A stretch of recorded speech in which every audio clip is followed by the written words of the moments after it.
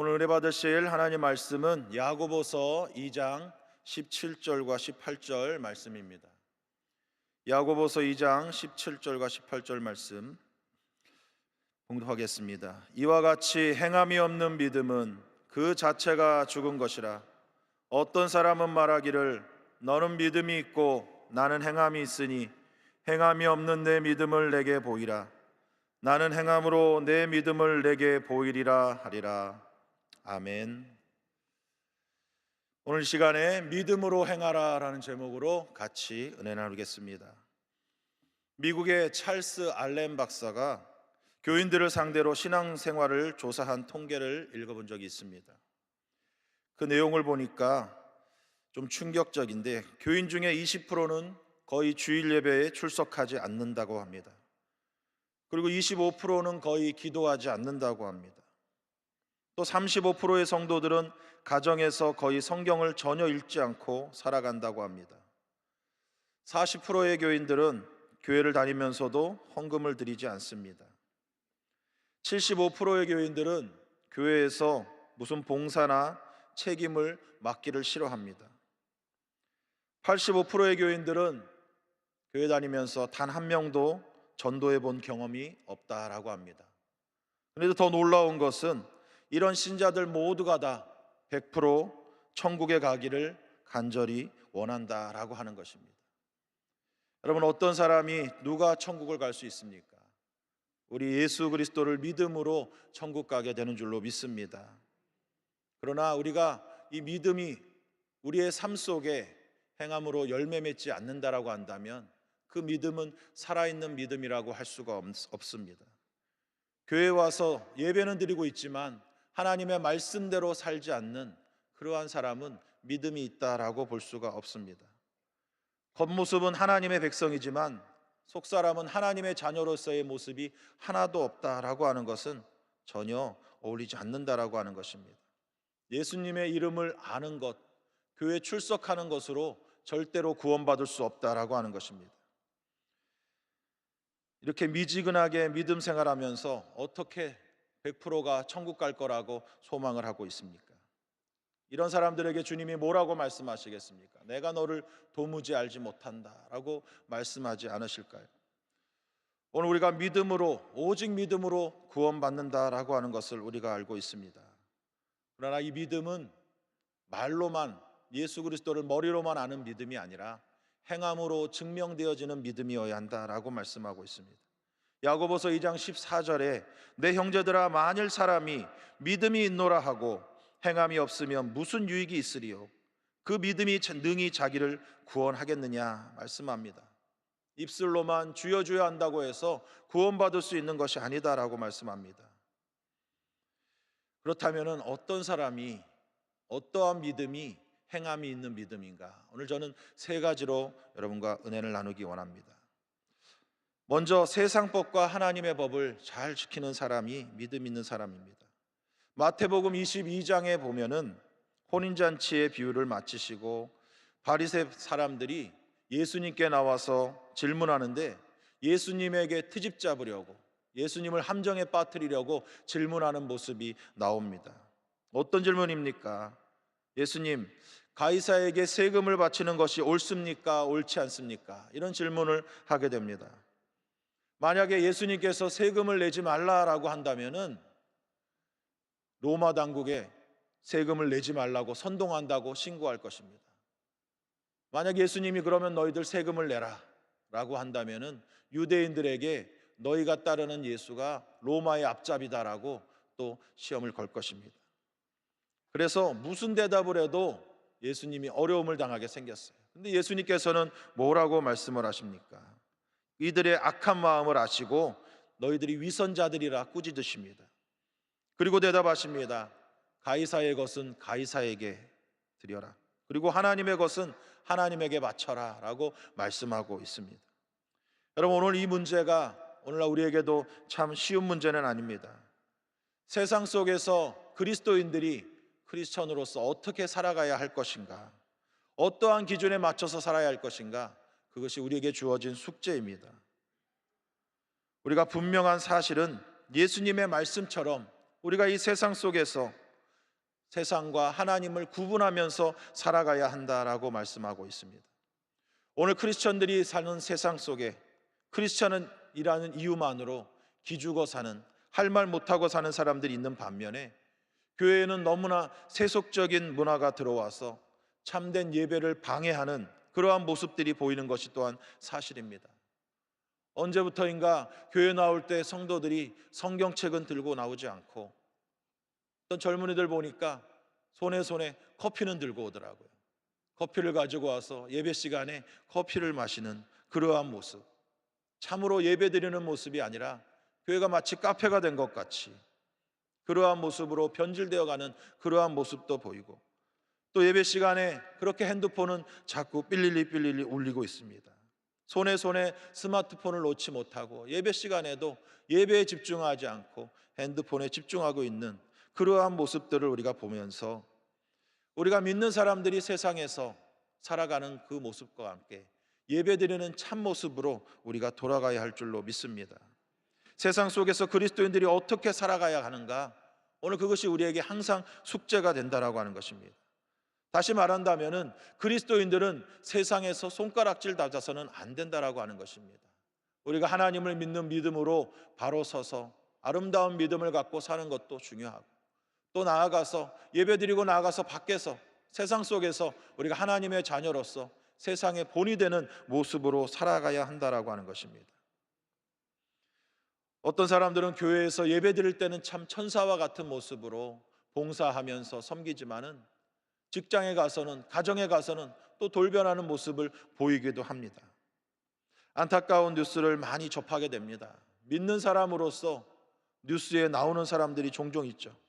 불법을 저지르거나 탈세를 하거나 사기 등, 또 어떤 사람은 교회에 장로였다가 밤마다 낮에는 나서 예배드리고 밤에는 남의 집에 담을 넘는 그러한 사람도 뉴스에 나오기도 했었습니다. 하나님을 잘 섬기는 크리스천이라고 한다면은 하나님께서 세우신 이 나라의 법도를 또 잘 지켜야 할 그러한 책임이 있다라고 하는 것입니다. 안타까운 것은 새벽 예배 나와서 예배드리고 돌아가다가 그만 무단횡단하다가 교통사고를 당하는 그러한 소식들도 종종 전하게 되는 것입니다. 우리가 이 땅에 살고 있지만 우리는 하늘나라의 시민권을 가지고 사는 사람들입니다. 하나님을 섬기는 사람들이 이 세상의 법을 무시해서는 안 되는 것입니다. 세상 법규 하나 제대로 지키지 못하는 사람이 어떻게 하나님 앞에 제대로 믿음 생활을 할 수가 있겠습니까?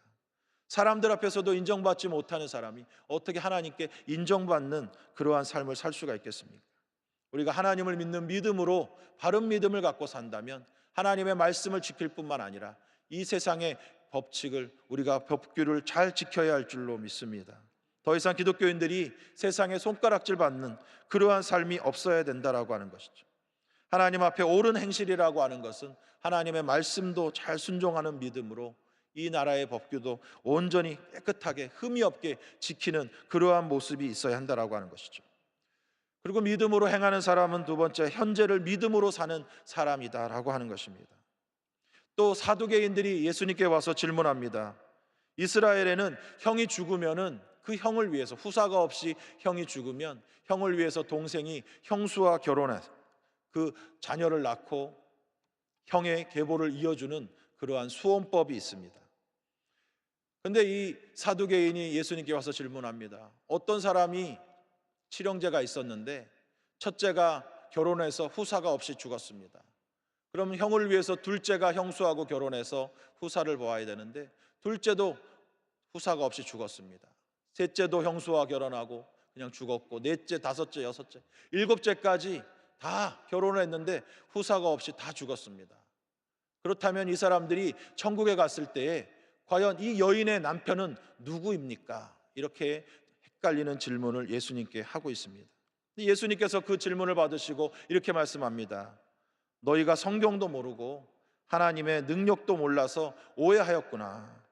천국에서는 장가도 안 가고 시집도 가지 않는다. 다만 천사와 같이 사는 것이다. 그리고 부활에 대해서 말씀하고 있습니다. 하나님은 아브라함의 하나님이요, 이삭의 하나님이요, 야곱의 하나님이시다. 하나님은 살아있는 자의 하나님이시다. 죽은 자의 하나님이 아니시다라고 말씀하고 있습니다. 여러분, 우리가 예수님을 오래 믿게 되면 종종 이런 얘기합니다. 나도 옛날에는 한가닥 했지. 나도 옛날에는 열심히 믿음 생활했지. 나도 옛날에는 기도도 많이 했고, 나도 옛날에는 전도도 많이 했어. 근데 지금은 내가 할 수가 없어. 옛날에는 그런 얘기를 많이 하는 얘기들을 들어봅니다. 그러나 오늘 성경은 분명히 뭐라고 말씀하고 있습니까? 마태복음 22장 32절에 나는 아브라함의 하나님이요 이삭의 하나님이요 야곱의 하나님이로라 하신 것을 읽어보지 못하였느냐? 하나님은 죽은 자의 하나님이 아니요 살아있는 자의 하나님이시니라 하시니, 하나님은 아브라함이 살으셨을 때 아브라함의 하나님이었고, 또 이삭이 살았을 때 이삭의 하나님이었고, 야곱이 살았을 때 야곱의 하나님이셨다라고 하는 것입니다. 즉 하나님은 과거의 하나님이 아니십니다. 하나님은 현재의 하나님, 오늘의 하나님이신 줄로 믿습니다. 옛날에는 내가 이렇게 했고 전도도 하고 기도도 많이 했는데 지금은 하지 못한다라고 하는 것을 변명하기 위해서 얘기한다라고 하는 것입니다. 옛날에는 자꾸 꺼내는 사람은 어떤 하나님 믿는 것입니까? 옛날 하나님, 죽은 자의 하나님을 믿는 것입니다. 하나님은 죽은 자의 하나님이 아니라고 말씀했습니다. 오늘 살아계신 하나님이신 줄로 믿습니다. 그러므로 우리가 하나님을 온전히 믿는다고 한다면 오늘 더 열심히 기도해야 되고, 오늘 더 열심히 예배드려야 되고, 오늘 더 열심히 전도해야 될 줄로 믿습니다. 과거만큼 옛날만큼은 못한다 할지라도 오늘 우리가 최선을 다해서 하나님을 섬기는 그러한 모습을 볼 때에 하나님께서는 우리의 삶을 기뻐하실 줄로 믿습니다. 이것이 바로 하나님 앞에 믿음이 있는 옳은 행실인 것입니다. 세월이 가서 나이가 들어도 우리가 하나님 앞에서 최선을 다해다가 하나님 앞에 왔다라고 우리가 말씀할 수 있어야 한다라고 하는 것입니다. 바로 지금, 바로 오늘, 바로 이 순간 우리가 하나님 앞에 최선을 다하여 믿음의 삶을 사시기를 바랍니다. 세 번째로 우리의 믿음의 사람은 하나님을 사랑하는 만큼 이웃도 사랑하는 사람인 것입니다. 또다시 예수님께 바리새인이 와서 질문을 합니다. 율법 전문가가 묻습니다. 선생님, 율법에서 가장 중요한 것이 무엇입니까? 중요한 계명이 무엇입니까? 이렇게 질문합니다. 유대인들은, 특별히 바리새인들은 600여 가지의 율법 조항을 가지고 그것에서 무엇이 먼저인가, 어느 것이 더 중요한 것인가 순서를 매기고 있었습니다. 그래서 예수님께 이 질문을 하게 되는데 예수님은 뭐라고 대답하십니까? 마태복음 22장 37절에서 40절에 예수께서 이르시되 내 마음을 다하고 목숨을 다하고 뜻을 다하여 주 너의 하나님을 사랑하라 하셨으니 이것이 크고 첫째 되는 계명이요 둘째도 그와 같으니 내 이웃을 내 자신같이 사랑하라 하셨으니 이 두 계명이 온 율법과 선지자의 강령이니라. 내 모든 마음과 내 모든 목숨과 모든 정성을 다하여서 하나님을 사랑하라. 그리고 하나님을 사랑하는 마음으로 내 이웃을 내 몸과 같이 사랑하라 라고 말씀하고 있습니다. 예수님께서 온 율법을 두 가지로 정리해 주셨습니다. 하나님 사랑하는 것, 그에 못지않게 내 이웃을 내 몸과 같이 사랑하는 것, 두 가지로 율법을 말씀해 주셨습니다. 여러분, 우리가 하나님 앞에 온전한 믿음으로 살기 위해서는 하나님을 먼저 사랑해야 합니다. 어제 말씀처럼 하나님이 우리의 인생의 가장 첫 번째로 모시고 살아야 되는 것입니다. 그러면서 우리가 또 우리의 이웃들, 그 이웃들에게 우리는 또 사랑을 베풀어야 할 줄로 믿습니다. 하나님을 사랑하되 내 마음과 목숨과 뜻을 다하여서 하나님을 사랑하라. 그리고 내 이웃을 내 자신과 같이 사랑하라. 이 말씀대로 우리가 살 수 있다라고 한다면 당장 죽어도 여한이 없을 것입니다. 이 계명은 서로 뗄래야 뗄 수가 없는 계명이라고 하는 것입니다. 보이지 않는 하나님을 사랑한다고 하면서 눈에 보이는 사람을 사랑하지 않는 사람은 하나님을 사랑하지 않는 사람이다라고 말씀하고 있는 것입니다. 눈에 보이는 형제 자매를 사랑하는 그것이 하나님을 사랑하는 것으로 증명되어 줄 수 있다라고 하는 것이죠. 나는 하나님만 사랑할 거야, 나는 온전히 내 믿음만 지킬 거야 하면서 인간관계가 엉망인 사람들이 있습니다. 그 믿음은 온전한 믿음이 아니라고 하는 것입니다. 하나님을 사랑하는 만큼 우리의 구역 식구들과 교구 식구들과 사랑해야 되고 용서해야 되고 그들이 넘어지고 힘들 때 일으켜 세워줄 수 있어야 한다라고 하는 것입니다. 예수님이 무섭게 비판한 유대 지도자들과 바리새인들의 모습을 어떻습니까? 하나님을 사랑하는 데 가장 앞장섰죠. 율법을 지키는데 누구보다도 열심이었습니다. 그런데도 그들의 마음에는 자기 주변의 이웃 사람들에 대한 궁일이 없었습니다. 그 사람들을 돕고자 하는 마음이 없었다라고 하는 것이죠. 그럴듯하게 믿음이 있는 척하면서 하나님을 사랑하는 척하면서 하나님의 말씀의 알맹이는 쏙 빼먹고 있다라고 하는 것입니다. 야고보서 2장 5절에서 15절에서 16절에 만일 형제나 자매가 헐벗고 일용할 양식이 없는데 너희 중에 누구든지 그에게 이르되 평안히 가라, 덥게 하라, 배부르게 하라 하며 그 몸에 쓸 것을 주지 아니하면 무슨 유익이 있으리요? 아무리 하나님을 사랑한다고 외쳐도 자신의 가족을, 이웃을 사랑하지 않는다면은, 이웃이 헐벗고 있는데, 이웃이 추위에 떨고 있는데 야 가서 몸을 좀 덮여라, 따뜻한 옷을 사서 입어라 말만 하고 그에게 내가 가진 옷 한 벌 벗어주지 않고 내가 가진 음식 빵 한 조각 나눠주지 않는다라고 한다면 어떻게 그게 이웃을 사랑하는 것이냐라고 말씀하고 있습니다. 여러분, 하나님을 마음과 목숨과 뜻을 다해서 여러분은 하나님을 사랑하고 있습니까?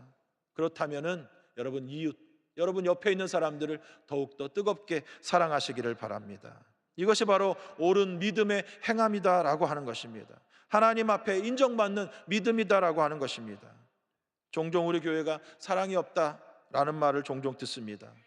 다른 교회는 모르는 사람이 오면은 따뜻하게 관심을 주고 하는데 우리 교회는 너무나 사람이 많다 보니까 모르는 사람인지 아닌지 관심이 없어요.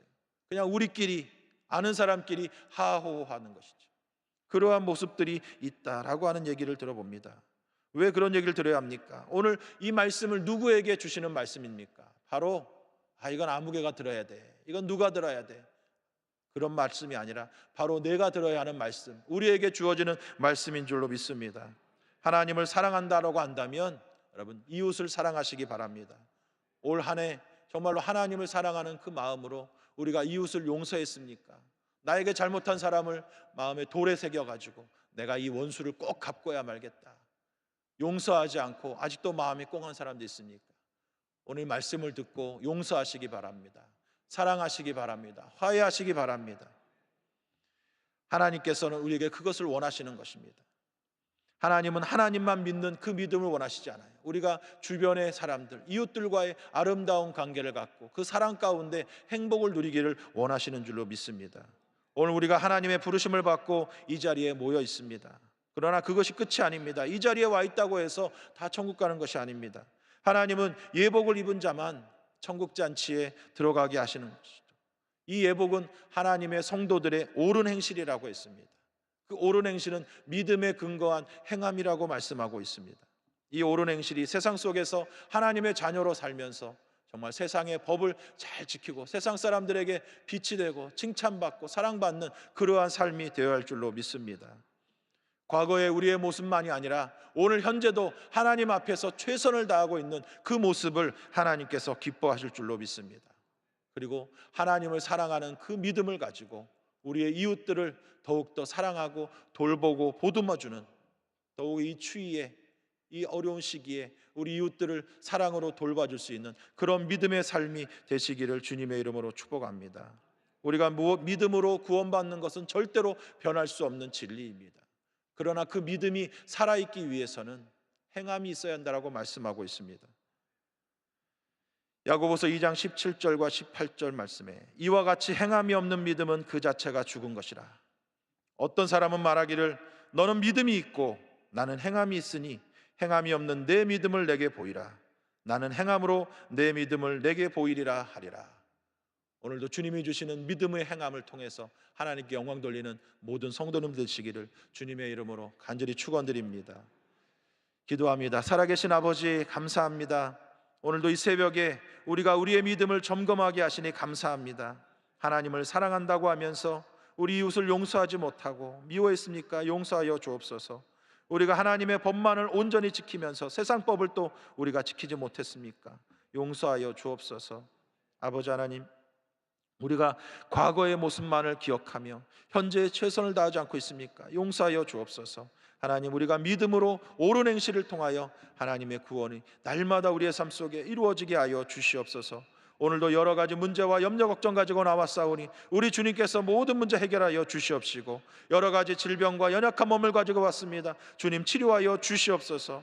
아버지 하나님 은혜 감사하여서 귀한 예물을 마음의 소원을 담아 드리오니 주님께서 기뻐 받아 주옵시고, 이 예물 쓰여지는 곳에 오직 하나님의 영광만이 나타나게 하여 주시옵소서. 오늘도 주의 은혜가 충만한 날, 복된 날이 되게 하심을 믿사오고 예수님의 이름으로 축복하며 기도드립니다. 아멘. 하늘에 계신 우리 아버지여, 이름이 거룩히 여김을 받으시오며 나라가 임하시오며 뜻이 하늘에서 이루어진 것 같이 땅에서도 이루어지이다. 오늘 우리에게 일용할 양식을 주시옵고, 우리가 우리에게 죄 지은 자를 사하여 준 것 같이 우리 죄를 사하여 주시옵고, 우리를 시험에 들게 하지 마시옵고 다만 악에서 구하시옵소서. 나라와 권세와 영광이 아버지께 영원히 있사옵나이다. 아멘.